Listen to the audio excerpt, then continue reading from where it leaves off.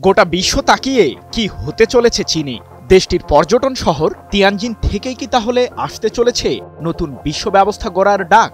কারণ রুশ সংবাদ মাধ্যম আরটি যে বলে দিয়েছে পুতিন শির হাত ধরেই নতুন বিশ্ব ব্যবস্থার ভিত্তি স্থাপিত হবে। সেটিকে কেন্দ্র করে তিয়ানজিন শহরে পা রেখেছেন রুশ প্রেসিডেন্ট ভ্লাদিমির পুতিন। এদিকে দীর্ঘদিনের শত্রুতা ভুলে চীন গেছেন ভারতের প্রধানমন্ত্রী নরেন্দ্র মোদীও। একই মঞ্চে আসন গ্রহণ করেছেন ইরানের প্রেসিডেন্ট মাসুদ পেজেশকিয়ান। তাদের উষ্ণ অভ্যর্থনা জানিয়েছেন চীনের প্রেসিডেন্ট শি জিনপিং। হোয়াইট হাউসের দায়িত্ব নিয়েই চীনের উপর ক্ষেপে যান মার্কিন প্রেসিডেন্ট ডোনাল্ড ট্রাম্প। বেইজিংয়ের প্রতি চাপিয়ে দেন অধিক শুল্কের বোঝা। সেই বোঝার একটি অংশ পড়েছে ভারতের উপরও। রাশিয়ার কাছ থেকে জ্বালানি তেল কেনাসহ পুতিনের সাথে ঘনিষ্ঠ বন্ধুত্বের জেরে দিল্লির উপর 50% শুল্ক আরোপ করেন ট্রাম্প। আর পারমাণবিক বোমা তৈরির দোষ চাপিয়ে দিয়ে ইরানের উপর দফায় দফায় বাণিজ্যিক ও অর্থনৈতিক নিষেধাজ্ঞা জারি করে হোয়াইট হাউস। কিন্তু বিশ্বজুড়ে ট্রাম্প প্রশাসনের একচ্ছত্র আধিপত্যের খেলা শেষ হতে চলেছে। চীনের উত্তরাঞ্চলীয় শহর তিয়ানজিনে শুরু হয়েছে 2 দিনব্যাপী সাংহাই সহযোগী সংস্থা SCOর শীর্ষ সম্মেলন।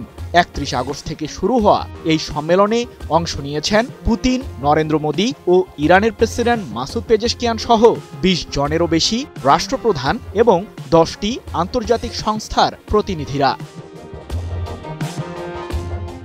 আন্তর্জাতিক পর্যায়ের এই শীর্ষ সম্মেলনটিতে আঞ্চলিক নিরাপত্তা, অর্থনৈতিক সহযোগিতা এবং সাংস্কৃতিক সম্পর্ক সহ বিভিন্ন বিষয়ে আলোচনা করবেন বৈশ্বিক নেতারা। 31 আগস্ট এমন তথ্যই জানিয়েছে রুশ সংবাদ মাধ্যম আরটি।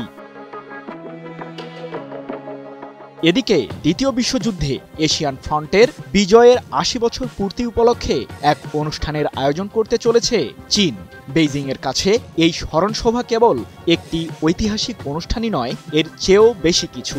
আর সেই অনুষ্ঠানের সাক্ষী হবেন রুশ প্রেসিডেন্ট পুতিনও। তবে চীনে পুতিনের এবারের সফরকে কিছুটা ভিন্ন নজরেই দেখছেন বিশ্লেষকরা। কারণ এটি বেইজিং ও মস্কোর মধ্যে একটি শক্তিশালী ঐক্যের সংকেত দিচ্ছে। আর এই সংকেতের মাধ্যমেই শুরু হবে পশ্চিমা আধিপত্যের বিকল্প ব্যবস্থা। বেইজিং ও মস্কোর কূটনৈতিক বন্ধন গত অর্ধ শতাব্দীর যে কোনো সময়ের চেয়ে আরও দৃঢ় হয়েছে। আর পুতিনের চীন সফর সেই বাস্তবতাকে আরও মজবুত করবে বলে মনে করছেন বিশ্লেষকরা।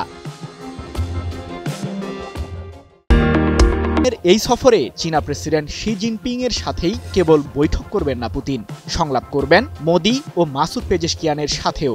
আর এসব আলোচনার কেন্দ্রবিন্দুতে থাকবে ইউক্রেন যুদ্ধের প্রসঙ্গটি। এছাড়াও বৈশ্বিক উদীয়মান অর্থনৈতিক জোট ব্রিক্সের কার্যকারিতা নিয়েও আলোচনা করবেন তারা, যার মাধ্যমে পশ্চিমা শাসন ব্যবস্থায় কিছুটা ভাটা পড়তে পারে বলে দাবি বিশ্লেষকদের। সৃজন মাহমুদ, নিউজ 24।